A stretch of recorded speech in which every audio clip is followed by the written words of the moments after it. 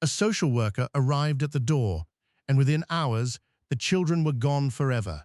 This scene repeated itself more than 20,000 times across Canada between the 1960s and 1980s. Provincial child welfare agencies, armed with legal authority and bureaucratic indifference, removed Indigenous children from their families and communities at rates that would have triggered international outrage had they occurred anywhere else. The children were not orphans. Their parents were not criminals. But a government policy, hidden behind the language of child protection, had marked them for removal. What happened to these children, where they went, what they endured, and what they lost would remain buried in filing cabinets and sealed records for decades. The term for this campaign would not enter public consciousness until long after the damage was done. They called it the 60s Scoop, though it stretched well into the 1980s, and the true scope of what was taken cannot be measured in numbers alone. The policy did not emerge from nowhere. It grew from the same soil that had produced the residential school system, which had been separating Indigenous children from their families since the 19th century. In 1951, amendments to the Indian Act transferred responsibility for Indigenous child welfare from the federal government to provincial authorities. This seemingly administrative change opened a door that would prove catastrophic. Provincial social workers, many with no understanding of Indigenous cultures or communities, were suddenly empowered to enter reserves and make judgments about family fitness. They applied Southern, urban, middle-class standards to communities that had been deliberately impoverished by decades of government policy. Poverty became evidence of neglect. Cultural practices became signs of dysfunction. Extended family structures, where grandparents and aunts and uncles shared in child-rearing, were interpreted as instability. By 1959, only 1% of children in care in British Columbia were Indigenous. By the end of the 1960s, that number had climbed to over 30%. The machinery was accelerating. But what no one acknowledged at the time, what wouldn't become clear for decades, was that this was not child protection. It was cultural destruction by another name. The adoption industry discovered Indigenous children were valuable commodities. Provincial governments received federal funding for each Indigenous child they placed in care. Private adoption agencies charged fees for arranging placements. Foster families received payments for each child in their home. An entire economy grew around the removal of children, and the financial incentives all pointed in one direction: take more. Children were shipped to families across Canada, but that was only the beginning.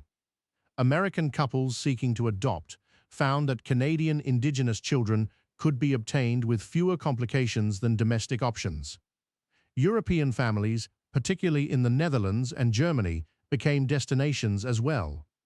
A child taken from a reserve in Manitoba might find themselves in suburban Minneapolis or a village in the Dutch countryside, their connection to home severed by thousands of miles.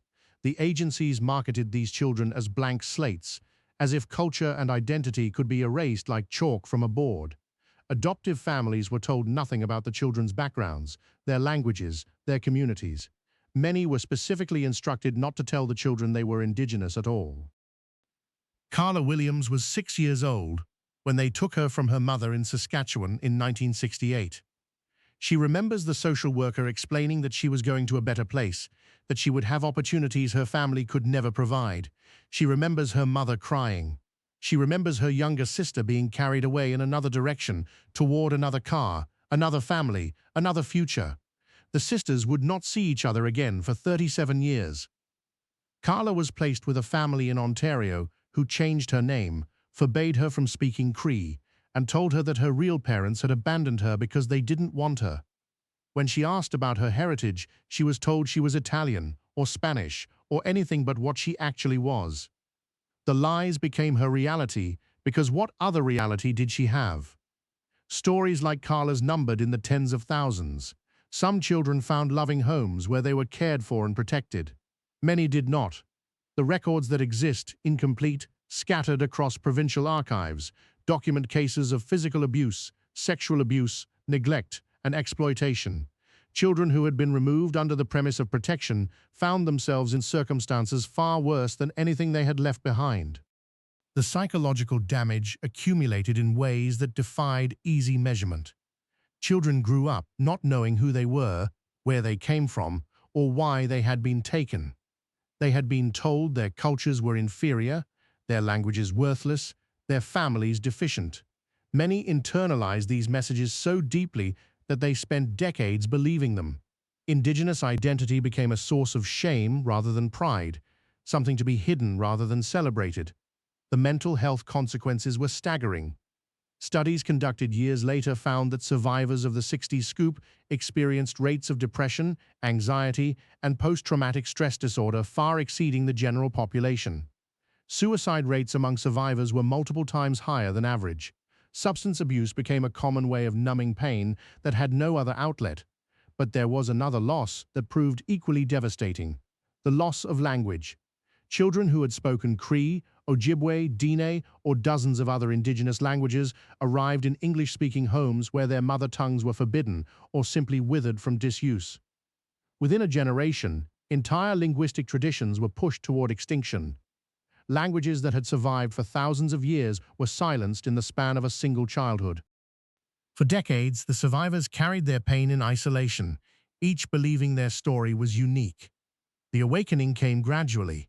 In the 1980s, Indigenous advocacy organizations began documenting patterns they had long suspected. Adults who had grown up in adoptive families started searching for their birth families, their communities, their identities. They found each other, and in finding each other, they discovered the truth. This had not happened to them alone. This had been policy. Patrick Johnston, a researcher working for the Canadian Council on Social Development, published a report in 1983 that gave the phenomenon its name. He called it the 60s Scoop, capturing the bureaucratic violence of children being scooped from their homes and deposited elsewhere. The term stuck because it described something that official language had always obscured. These were not individual child welfare decisions. This was mass removal. Yet even as awareness grew, government response remained minimal. The adoptions were legal, officials argued. The social workers had followed proper procedures. The system had operated exactly as designed, and that, the survivors understood, was precisely the problem. The first lawsuit was filed in Ontario in 2009. Marsha Brown Martell, who had been taken from her family at age 4 and placed with a non-Indigenous couple, led a class action on behalf of survivors in that province. The case moved slowly through the courts, facing government motions to dismiss, procedural delays, and the grinding resistance of institutions that preferred the past remain buried. Similar cases emerged across Canada, in Manitoba, in Saskatchewan, in British Columbia, wherever the scoop had occurred. Survivors organized to demand acknowledgement and compensation. They were not seeking charity. They were seeking justice for a policy that had stolen their childhoods, their languages, their identities, and in many cases, their lives. In 2017, the Ontario Superior Court ruled that the federal government had breached its duty of care to the children of the 60s scoop. The judge found that Canada had been responsible for the welfare of these children and had failed spectacularly to protect them. A settlement of $800 million was announced for survivors across the country. Money could not restore what had been lost. No amount could return a language never learned, a mother never known, a culture experienced only as absence. But the ruling meant something nonetheless: official recognition that what had happened was wrong. Today, survivors of the 60s scoop continue the work of recovery and reconnection. Some have found their birth families. They have traveled back to reserves they were taken from as toddlers, met siblings they never knew existed, learned fragments of languages they should have spoken fluently. These reunions are often bittersweet. Parents have died, communities have changed. The years cannot be recovered. Others continue searching through adoption records, DNA databases, and social media posts, hoping to find some trace of where they began. Many will never find answers. The records were poorly kept, sometimes deliberately destroyed, and the truth of their origins may be lost forever. What the 60s scoop reveals is not merely a historical injustice, but a continuing wound. The children who were taken are now adults in their 50s, 60s, and 70s. They raised families of their own while carrying trauma they often could not name. That trauma echoes forward through generations, shaping lives that were not even born when the social workers came to the door. The lesson is as uncomfortable as it is necessary. A society convinced of its own benevolence removed 20,000 children from their families and called it child welfare. The policy operated for decades, in plain sight, defended by professionals who believed they were helping. Understanding how this happened, how good intentions became weapons, how bureaucracy enabled erasure remains essential. Not because the past can be changed, but because the patterns that created it have not disappeared.